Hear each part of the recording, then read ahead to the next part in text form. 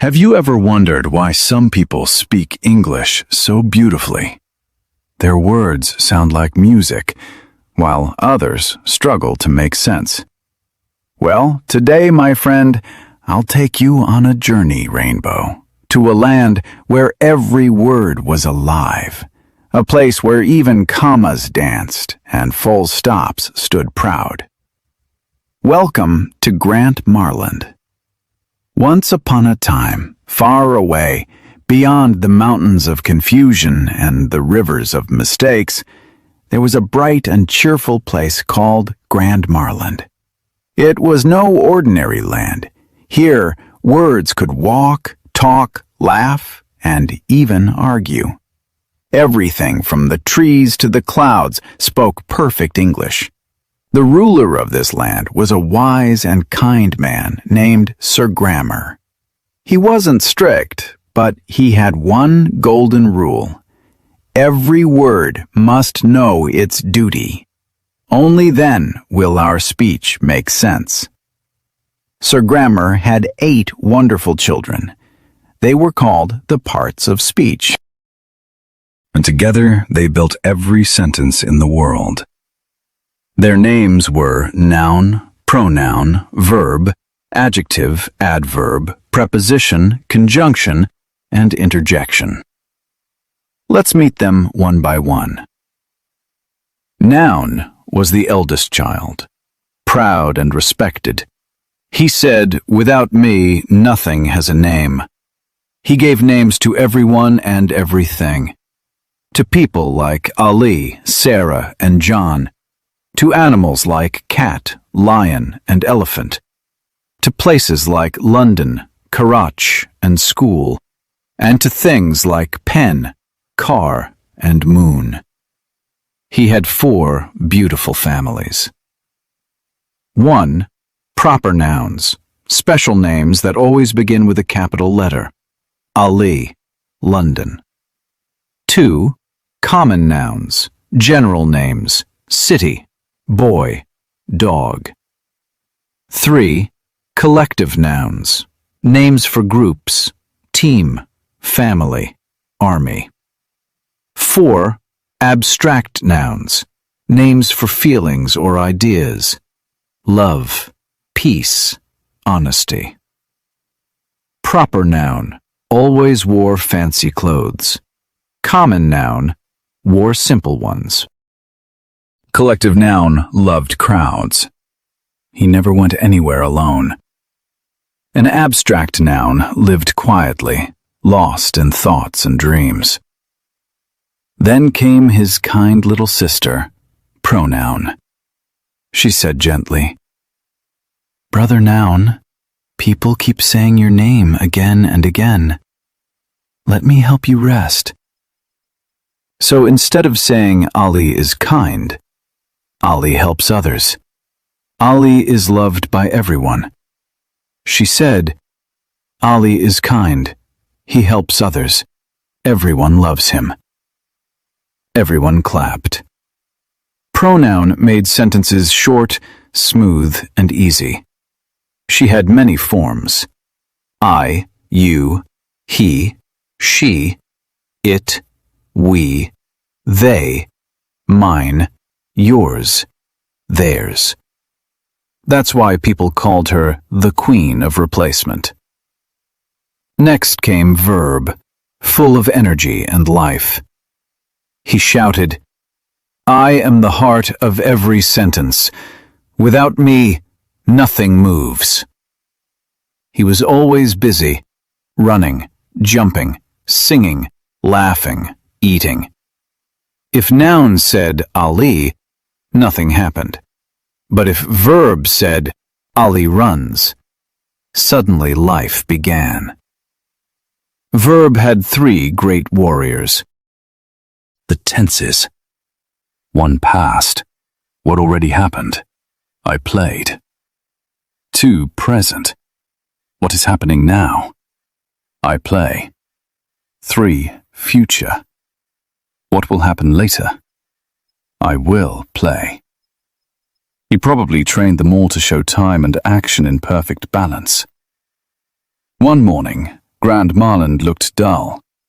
The nouns were there, the verbs were busy, but everything looked plain. Then came Adjective, the artist with her colourful brush. She smiled and said, "Let me add some beauty." She painted the world with her words. Boy became a tall, kind, handsome boy. Flower became a red, sweet, beautiful flower. She answered 3 magic questions. Which one? What kind? How many? This red car is fast. Those 2 girls are polite. A big tree gives cool shade. Without her, Graham Marland would look grey and lifeless. Adjective had a best friend. Adverb, the graceful dancer, she said proudly. Adjective describes nouns, but I describe almost everything else. When verb said run, adverb added run quickly. When adjective said beautiful, adverb said very beautiful. When adverb said early, another adverb said quite early.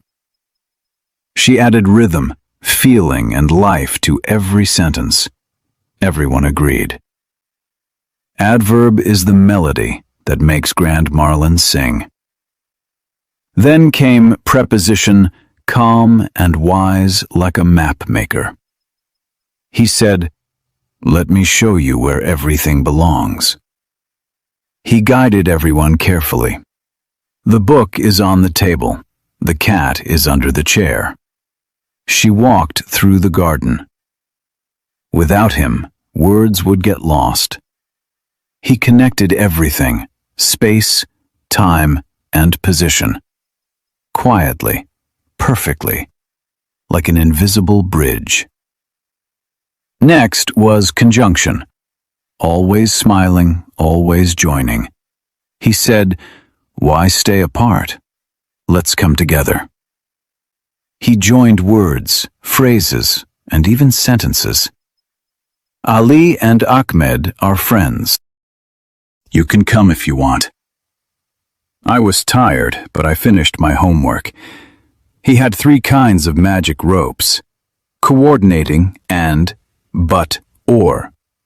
Subordinating because, although if correlative, either or neither nor, people loved him, he was the glue of Grand Marland. And finally came interjection, the youngest and most emotional. She didn't care about rules, she just spoke from her heart. When she was happy, hooray! When sad, oh no. When surprised, wow! When hurt, ouch. Everyone laughed at her drama, but they all loved her because she brought emotion and life into every sentence. One day, Sir Grammar gathered all 8 children and said, "My dear parts of speech, you are all powerful, but only when you work together." He taught them how to build a sentence castle. Noun or pronoun became the subject, the doer. Verb became the action. Adjective and adverb decorated the sentence. Preposition guided everyone to their place. Conjunction kept all the parts connected.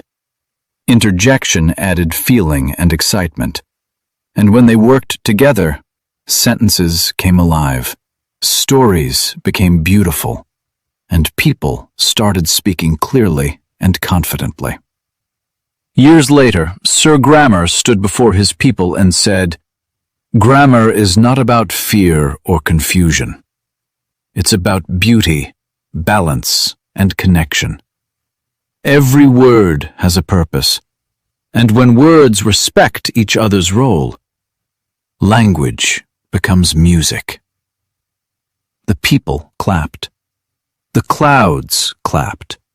And even the punctuation marks danced. Full stop stood tall. Commas took gentle pauses. Question marks raised their eyebrows curiously.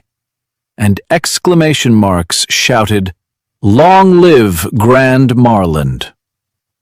So remember, dear listener, grammar is not a cage full of rules. It's a beautiful orchestra where every word plays its part in harmony. When your words work together, your English becomes clear, confident, and full of life. Speak with heart, write with care, and let